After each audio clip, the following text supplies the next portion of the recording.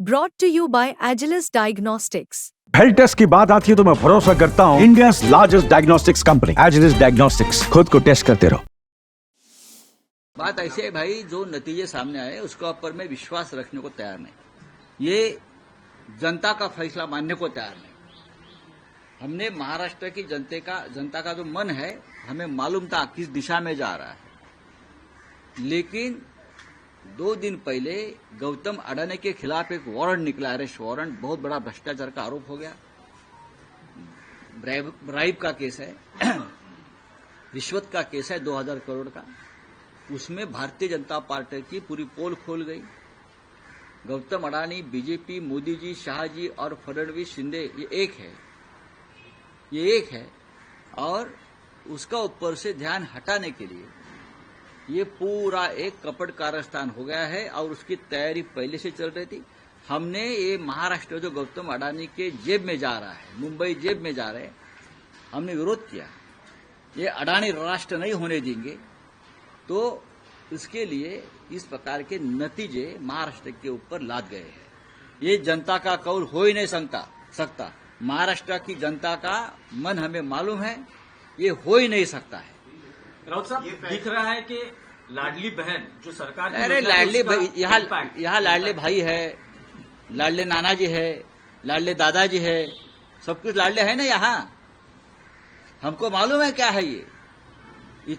ये निर्णय जो आया है, ये नतीजा आया है, ये जनता का निर्णय नहीं है, मैं इतना ही कहूंगा। नहीं राउत साहब, लेकिन लोकसभा चुनाव के वक्त आपने जो जनता ने कॉल दिया उसको उस वक्त भी हमने कहा था मोदी जी हार गए हैं, लेकिन चाहे महाराष्ट्र हो चाहे और स्टेट में गड़बड़ की है।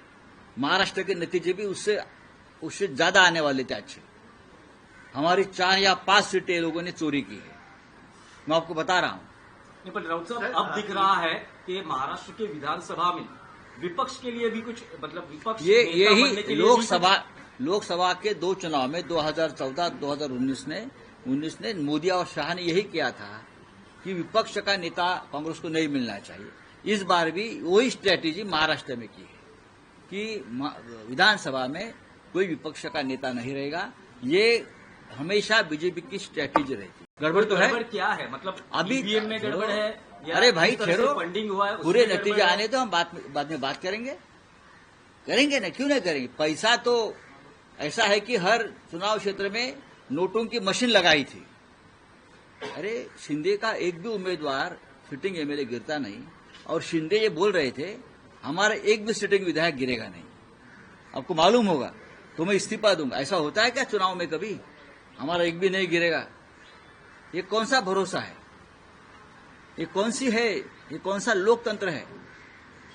200 के ऊपर किसी को चुनाव में नतीजे मिलते हैं क्या? जिस देश में, जिस राज्य में सबसे बड़ी बेईमानी हो गई है, इस राज्य की जनता बेईमान नहीं है।